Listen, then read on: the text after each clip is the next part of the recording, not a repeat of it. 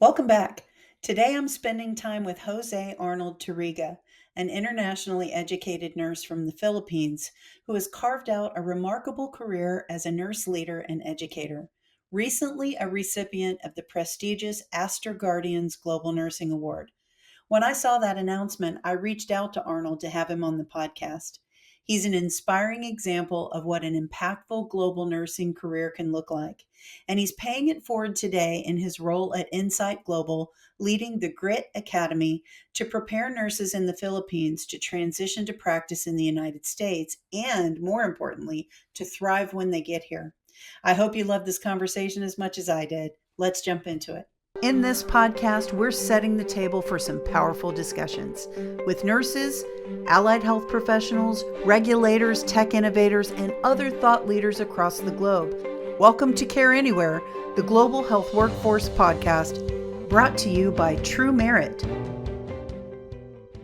Hi, everybody. Welcome back to Care Anywhere. I'm your host, Lea Sims. So excited about this episode. Today, I am joined by Arnold Tariga, a nurse and an innovation enthusiast and an educator, and so many other things that we're going to talk about today around global workforce development that Arnold is very passionate about and has spent a lot of time and expertise in building across his career. Arnold, welcome. So glad to have you on the podcast. Thank you so much, Leah, for having me here. Absolutely. So introduce yourself to our audience who might not know you, a little bit about yourself and where you're positioned in the healthcare and some of the work that you do. Of course. I am Jose Arnold Tariga. I go by Arnold. I am an internationally educated nurse from the Philippines, and I currently serve as the Director of Clinical Education and Development at Insight Global Health.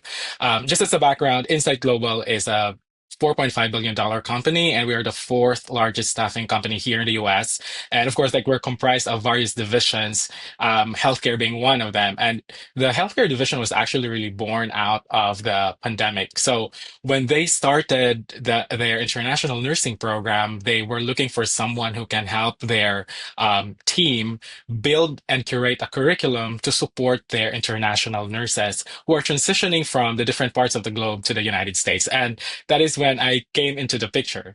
So my work really focuses on developing and implementing transition to practice programs for our international nurses and help bridge the theory to practice gaps and to really ensure that the nurses are prepared, not just clinically, but also culturally and in their communities. Because Leah, I know that you've interacted with a lot of international nurses. Yeah. Most of the time, it's the focus of our healthcare systems here in the US is usually to prepare them for that clinical transition. And sometimes we forget that the transition is does not just involve the clinical move itself. Like it also involves them moving their entire life to the Yes. United Yeah. States. Yeah. So with that, I also lead the Great Academy, which is our training hub in the Philippines. And this is where we conduct our clinical education, simulations, and professional development for nurses who are coming to the US and also who are just working in the Philippines. Yeah. I can't wait to jump in on that, especially what you're doing at Grid Academy and how you're leveraging simulation technologies and some of those things. Because, like you said, it's so powerful, not only transition to practice, but in theory as well, that practice.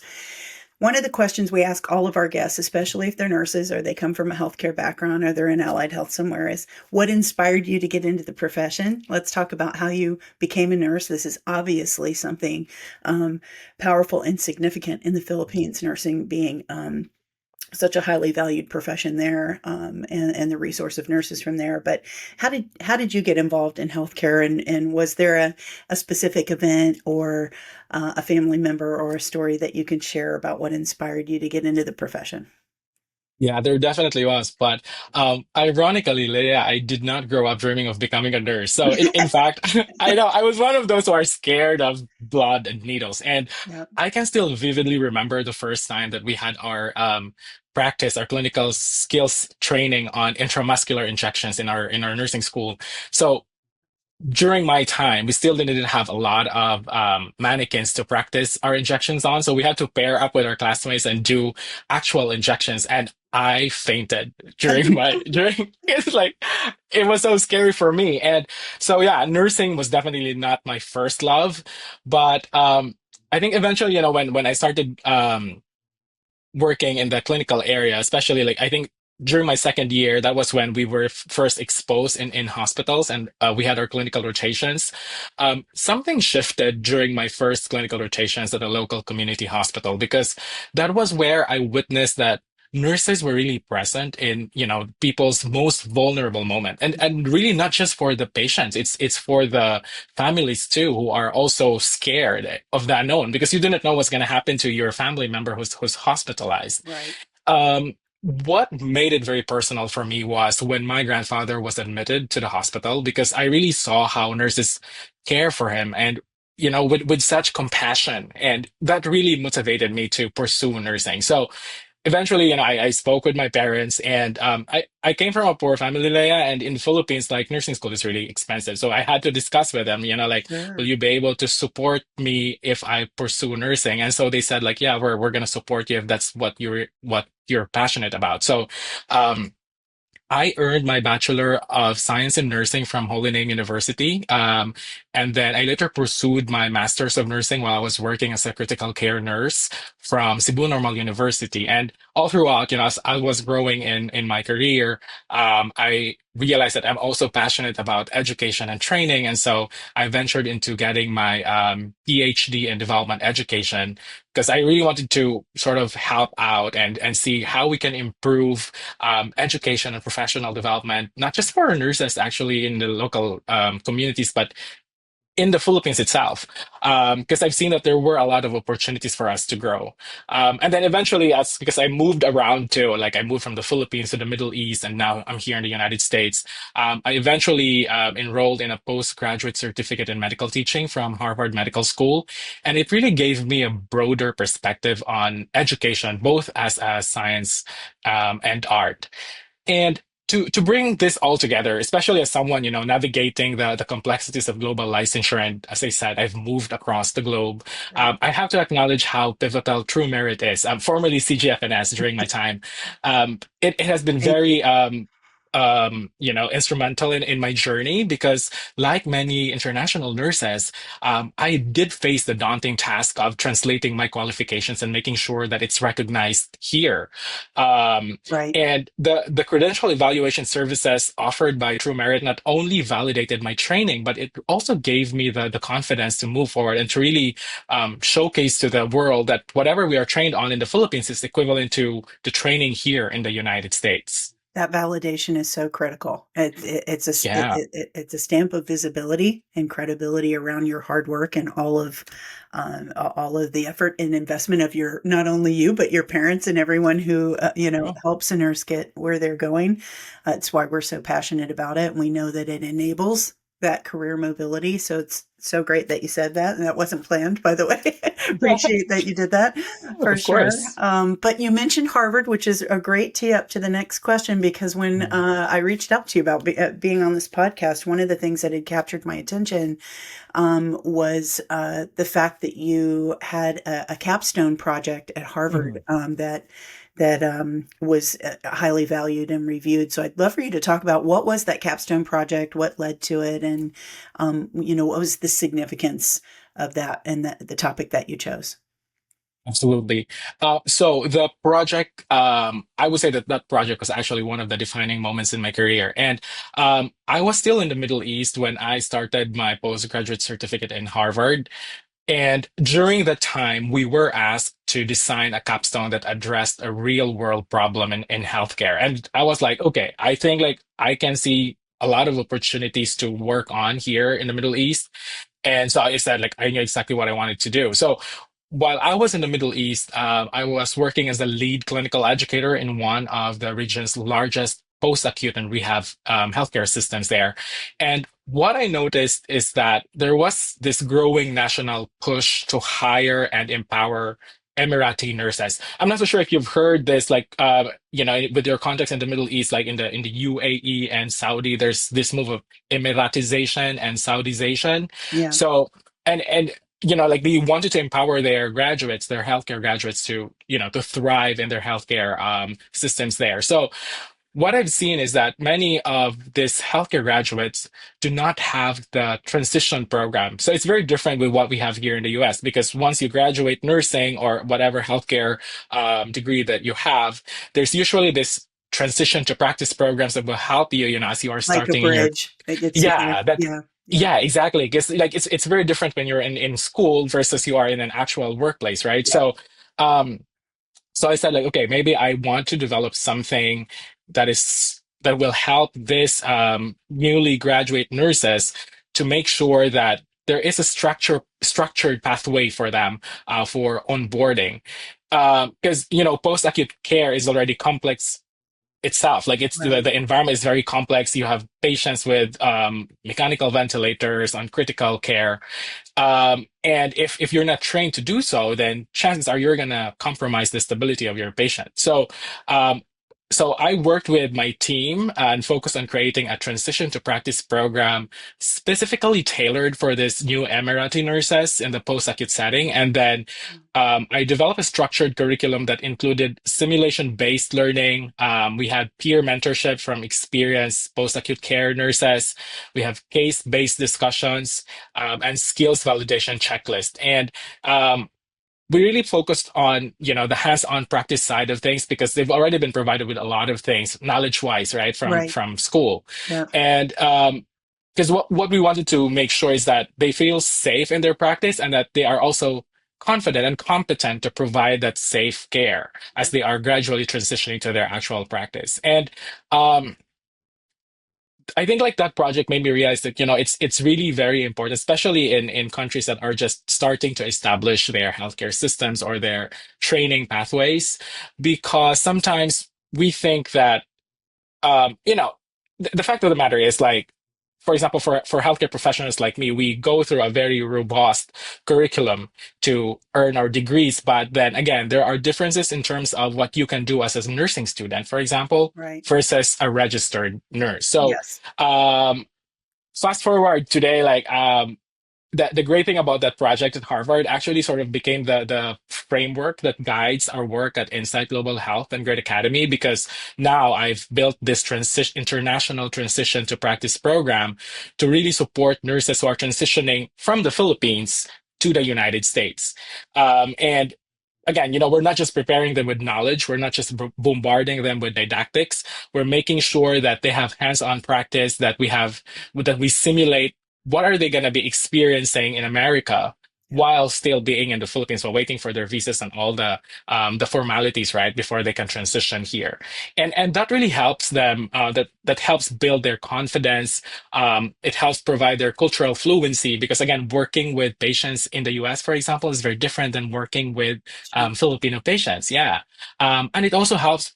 Build their professional identity so that they can thrive in complex healthcare systems like here in the US. Yeah. Yeah. I mean, and we could probably talk a lot about just the tech literacy and Right. regulatory requirements literacy that's required when you move into a new country and into new health systems, different payer systems. Their whole reimbursement pathway Yeah, in the U.S. exactly. is very different, and so those are a whole set of practical skills that we talk about here at TruMerit, even when we're evaluating credentials and we're looking at clinical education or whether someone passed the NCLEX or came through our qualifying exam. That's the focus on their clinical knowledge. That's knowledge domain. But what you've built into your framework and what you're doing is really on the practical application side, and not just at the bedside, but all of the other care coordination and reporting and all of the things that are attached to that process that are not necessarily at the bedside, but they're really critical. We hear from nurses, moving into health systems in the U.S. who haven't worked in an EHR system or a charting system that's Mm. quite as complex and nuanced as some of the ones that they're working on here. And all of those skills are so valuable. I'd love to hear. I want to skip over Insight Global and Grit Academy because we're going to get to that in a minute. And you connected to Mm. that well. It sounds like the framework that you built in your Harvard capstone project in the Middle East is really the foundation of what you're doing at Grit Academy today. But I saw that you recently were honored with an Aster Guardians Global Nursing Award. That's actually the post on LinkedIn that caught my eye and Oh. had me reaching out to you. What's the significance of that award? I know you feel it's shared with others that you've worked with. What is that award for those that aren't familiar with it, and what's the significance of it? What did it mean to you to receive it? Sure. So honestly, Leia, like up until today, it still feels a bit surreal every time I think about it. For those who are not familiar, the Aster Global Nursing Award is basically a recognition for nurses who have made like a big impact on their field of specialty, but not just in their local area, but like from a Globally. global Yeah. scale. Yeah. Yeah, I was selected as one of the top 10 finalists for the Aster Guardians Global Nursing Award out of over 100,000 applications Wow. from across the globe. Yeah. So and that's why like it was I have to give you some so. clap. That's amazing. That's Thank you. amazing. Yeah. So when they called us, it was so funny because like there was difference in time zones, and when they called me to inform me, it was like around 12 midnight. I was like, who's calling me? And I thought it was an emergency from home. And it was like, oh, like, you got selected. I was like, oh my God, like, Wow. this is just amazing. And um, yeah, I remember getting the call and I was just sitting in silence for a moment because again, it was the middle of the night. I didn't know what was happening. Yeah. But I feel so honored to be recognized in globally because I think like it's it's so amazing to be seen by somebody and to see the value of the work that I was doing. And to me, like that really means everything. Because Mm. when I started as a nurse, Leia, like especially working abroad, I experienced a lot of challenges and struggles. Because I was not Western trained. I had an experience when I was in the Middle East where um, I was demoted for a position from a position because I didn't have Western qualifications. And now to be recognized, despite not having Western well, I've already have Western qualifications, also, Yes. Yeah. over the past few years, but to be recognized for doing something that you're so passionate about is really just amazing. And again, like to highlight, the Oscar Guardians Award is one of the most prestigious recognitions in nursing, and it celebrates nurses who are advancing healthcare, not just their clinical work, but either through leadership, innovation, advocacies, and everything that they really do. Because as you know, like nurses now work in different fields and specializations. Yeah. So. Yeah. Um, I think like for more of the award itself, like what made the experience really very meaningful for me was the platform that it gave me to tell a bigger story. Yeah. Because I am just I'm just a tiny drop, like one of the thousands of hundreds of thousands of internationally educated nurses, really, who is Yeah. now working um, outside their home countries. So for me to have that platform to showcase what internationally educated nurses are doing, sometimes quietly and consistently, as we contribute to the healthcare systems um, in the new countries that we are serving now. Yeah. And sometimes we don't even get recognized for that. Like for me, I think that showcases that we as IENs really make a big and a global impact. And that moment really allowed me to say to the world that, IENs are here. We are here. Yeah. We are capable. And sometimes maybe we might not have Western trainings, but we are also good at what we do. Yeah. And we are also making a difference. Well, I don't know how much more Western you can get than Harvard, but so Eventually, I yeah. would say you've checked that box at some point along the way. And I have to say, you Yeah. just articulated the very thing that inspired me in reading about your award, and then Mhm. going back and looking at the capstone project uh, remarks that you have on your profile. And I thought, Mhm. this is somebody that I want to talk to, because you've just Thank you. shared so well why I think the foreign educated nurses, international educated nurses who are part of our audience, who come through our doors, quite often on their migration journey would be very interested and inspired by your story because of all of the things that you just said.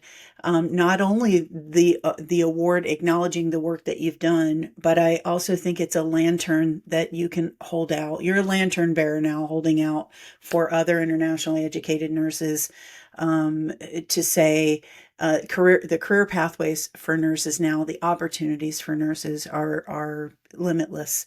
And you've done an impressive job of working through all of those. You probably have the longest list of credentials after your name of anybody I've had on the show. So I know you've been in a classroom quite a bit, and certainly turning that into impact in the work that you're doing. So congratulations on that, because it Thank you. certainly was what caught my attention. And I thought more nurses that we talk to every day, or those globally who are getting into the profession. We hear all the time of nurses in countries like Ghana who are Mhm. graduating from school and not able to get jobs in their country and are having to leave Right. and pursue opportunity elsewhere. And they're probably thinking, very daunted by that prospect of, For sure. how do I have a career pathway like Arnold Tariga? How could I envision that I could ever pursue those opportunities? And what pathway and choices do I need to make to do that? And I think there's so many more afforded to nurses today than ever before. Certainly more influence and voice at the table. And so kudos to you for Thank all you. that you've done. And I love that we're able to spotlight that. So let's turn to how all of that you've invested in is informing Mhm. the work that you're doing today. I'd love to hear more about Grit Academy with Insight Global. Um, and specifically talk about, some of the simulation work you're doing, how you're enabling these nurses to transition to practice, Mhm. prepare for thriving through their migration process, and setting up not only careers but lives in a Right. country that they don't live in. We do talk about that a lot on this podcast with nurse migrants who've gone through our program, and and want to share what their journeys were. And so many of them, like you, who Mhm. are giving back and turning back and saying that I'm a bridge now. I'm the bridge to help those nurses transition to practice. So how did Grit Academy get started? I'm going to assume it's from the foundation you laid with your Sure. Harvard work, but specifically at Insight Global, how did you stand that up, and how long has it been in operation, and maybe how many graduates you have go through it, Yeah. and those kind of things I think would be great. Yeah. Sure.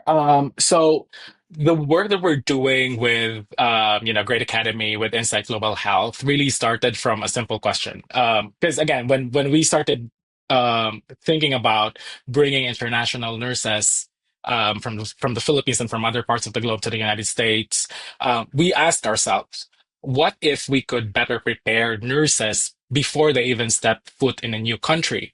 Because when they started asking me like, how was your transition when you came here, or like even when you were transitioning to the Middle East, I said like it was really challenging, Leah, because um sometimes, and again, I think this is still mostly the case, like many healthcare organizations will not think about the struggles of an international person moving from their home country to this new country. Yeah. So, and their focus is to make sure that, oh, once this person is here, we have to make sure that they are trained clinically so that they can care for our patients. And that's good. But then again, there are other aspects of the preparation that you need to make sure are being addressed so that this nurse, when they come here, are all set, like even emotionally and psychologically, so that they can function very well, right? In even in the first day. So, um, we often underestimate just how overwhelming it is for international nurses to move across borders, and that's why Great Academy was born. So, um, one of the main focus really with Great Academy is to make sure that when they transition here, as I mentioned earlier, we not just train them with the theory side of things, that we give them the opportunity to practice the standards here. So what we have done at Grid Academy is that when we were building it, we made sure that we aligned with how simulations are being done here in the United States. Like when we set up the room, we made sure that the setup looks like an actual American hospital so that they know that, oh, okay, this is my layout when I go inside a patient's room. These are some of the equipments that I need to be familiar with. So, for example, being familiar with the electronic medical recording systems, Right. because up until now, I would say, maybe around still around 85 to 90% of hospitals in the Philippines are still using the paper and pen documentation. Wow. Yeah. And for some who are using electronic medical recording systems, it's not as integrated as what we have here, you know, where our EMR can pull out all the information and data Yes. And for you're the patient. tapping in and out of your Yeah, exactly. So that's with the your thing, like, badge.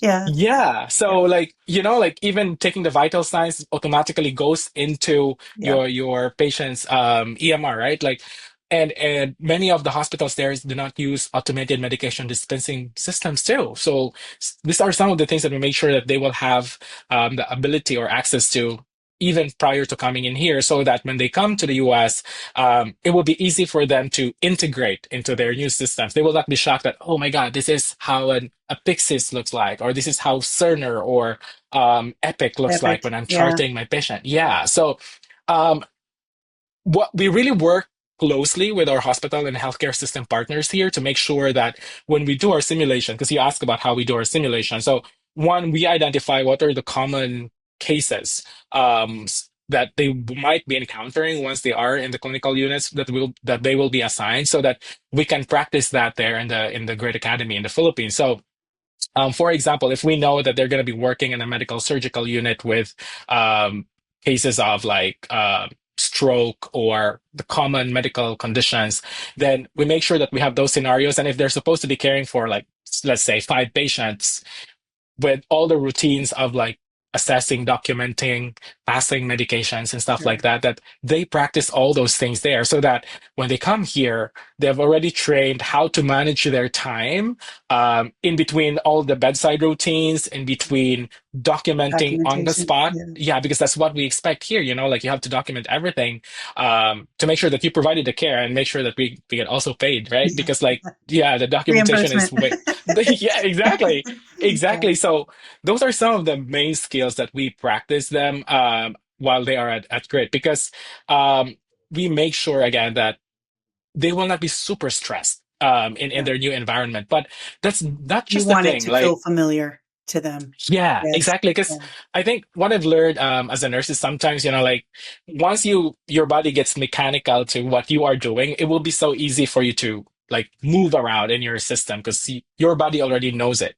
Are you Um, training them primarily for acute care hospital roles, or are you also looking at uh, surgical roles, or I'm curious too how much you're uh-huh. incorporating like telehealth and remote patient monitoring, and some as we see more hybridization and hospital at home programs. You know, now they're sending low Right. acute patients to have inpatient care in their homes, and nurses being sent out that are technically at the acute care Mhm. bedside, but they're in a patient's home. And I'm always curious how prepared for some of those evolving clinical scenarios our internationally educated nurses are. I just was curious, are you if you're just focusing on acute care or some of the other clinical um, hybrid roles as well? Yeah, so for now, our focus is more on the acute Mm, clinical care, and that's really mainly because we usually you know work with our hospital partners in terms of yeah. like what do they need our nurses to be competent and confident with once they are here. So we're definitely very open to, like, you know, if in the future we'll have partners who would like us to train our nurses to manage patients through telehealth, for example, because to your point, like that's a growing healthcare industry and field of specialization, especially now that we are moving towards providing more access, right? With the advent of technology, providing more access to our patients who might not have easy access to like an in-person healthcare facility. So yeah, we're definitely gonna be able to do that as well. So what have the outcomes of the academy been? What do you how do you report Mhm. the great work that you're doing, or how do you measure that and in terms of placement and success, and how well the nurses who've come through your program are actually thriving once they've landed and are onboarding? Right, sure. So, in terms of outcomes, we've trained more than 200 nurses now since we started our program. We're sort of newish, actually, because our international nursing program started in early 2023, and the training at Grid Academy started in mid of 2023. And since then, more than 200 nurses have been trained, and we're still going. That's a We still great have some. outcome in a short period It of is. time. It I is. know. Yeah, Yeah. yeah. I have a I would say like I think around 10 to 12 nurse educators in the Philippines as well who have been amazing partners, despite me leading them from across the globe. We've worked so hard to train all these nurses. And in terms of the outcomes, we have different assessments and key performance indicators, of course, as we are going through the program. So one is like we utilize standardized tools, and sometimes we work with our partners if they have their own standardized tools that they use internally so that we can really benchmark, if what we are doing is really in alignment to what also they're doing here in the US. So, for example, one of our healthcare partners were using Relias as a standardized tool. So we also made sure that we did a pre-test and post-test to really see the difference in the level of their competencies. We've also built our own validated in-house skills assessment or competency assessment tools. And we utilize a model called the novice to expert model by one of our nursing theorists, Benner. So like with that model, then we can assess whether the nurses is moving upwards in terms of their skills acquisition. Yeah. And in terms of their outcome or their performance in the hospitals, we do surveys as well, not just from the nurses in terms of their perspectives or perception of how they perform, but really also from our hospital and healthcare system partners, their preceptors, and even from the patients themselves. And it always makes me smile to hear every time that our nurses have been nominated for different awards. Like many of them have been nominated for Daisy Awards. If you're Very familiar familiar. with We it. have a partnership with Daisy and Oh, an that's awesome. award for ethical recruiters actually for with Daisy Foundation. Oh, So yeah, congratulations. yeah, Congratulations. very familiar. It's quite an honor for any nurse to get a Daisy Award. So it's exciting to hear that your nurses so soon after coming through this entire process are already making that kind of impact and and seeing that recognition Mhm. and value. That's great. Really great. Wonderful. Well, thank you so much. We're coming to the end of our time, but I know we could keep talking. I'd love to hear more examples of the things that you're doing. Thank you so much for joining today and sharing your expertise. And congratulations again on your much deserved award. Thank To you. wrap us up, I would love, and I always ask our guests who I know our workforce audience would find inspiring. What would you say to young, new nurses today who are entering the profession and considering a potentially global career? Again, we said earlier, it's daunting. It's a long process. Mhm. It's not always easy. There are the challenges that you mentioned earlier that you faced. I don't think all of those are eliminated. There are still biases out there. There are still For assumptions sure. that people make. And, one of the goals of this podcast is to bring more visibility around some of those assumptions and to create education. What do you say to those new nurses globally that are looking at their careers ahead? Mhm. Well, first of all, I just want to say that, if you're considering a global career in nursing, you are in for a very exciting journey because for me personally, I find it very rewarding to be working now abroad. And I'm not saying that, I didn't find it rewarding when I was working back home, but like there's just a lot of opportunities when you're working abroad, and it will open a lot of doors, especially if you want to specialize. But with that incredible opportunity also comes a responsibility because again, it's not just about landing a visa, getting a job. Um, it requires for all of us who are transitioning to be prepared in different levels, right? So you should not just be clinically ready, but you have to be emotionally strong, emotionally ready, culturally adaptable, so that you can thrive here when you are here in the United States. So um, it's very important that we learn how to work with people, that who don't speak our languages because, like for example, US is a melting pot for different cultures and different nationalities. We have to learn how to navigate team dynamics because it's very different. There's a lot of nuances too in terms of how we work in hospitals in the Philippines, for example, versus here in the US. So there's a lot of things to consider in the preparation aspect of it, and that's why it's very important that you surround yourself with the right people to mentor you, to educate you, and the right peers who will really push you, to support you, and remind you of your purpose. Because I know that a lot of us, including myself, the reason why I moved here was because like I wanted to also provide for my family and provide opportunities for myself to grow as a nurse. So have somebody that will redirect you to your why, because sometimes it can be so daunting and it can be so scary, and sometimes there will be days that you try to question yourself, did I make the right move? Right. um and lastly, like let's talk about something equally important but often overlooked too: credentialing. And I just want to give a shout out again to TruMerit, because Me for too. for many internationally educated nurses, navigating the maze of licensure requirements and like the equivalency of your credentials can be a bit stressful. And actually, many of the international nurses are quite trained, experienced, and some of them, including myself, when I moved here, already had my master's. So to have those validated for equivalency is definitely a game changer, because then it will impact the opportunities that you will be provided with once you are here. Yeah, yeah, and I would tag along on what you said to say that for us, it's very important that we're evaluating education comparability and not just Mhm. equivalency, which we're finding is a critical barrier at times Mhm. for internationally educated nurses that are coming in, because as you know from working globally, no two titles are the same Right. for a general nurse or a first level general nurse. And certainly academic degree titles vary from one country to the next. And what we might refer to as a bachelor's degree or a bachelor's level nursing education might be called something else somewhere else. So it's a lot of what we do, not to put a plug in for our credential evaluation services, but it is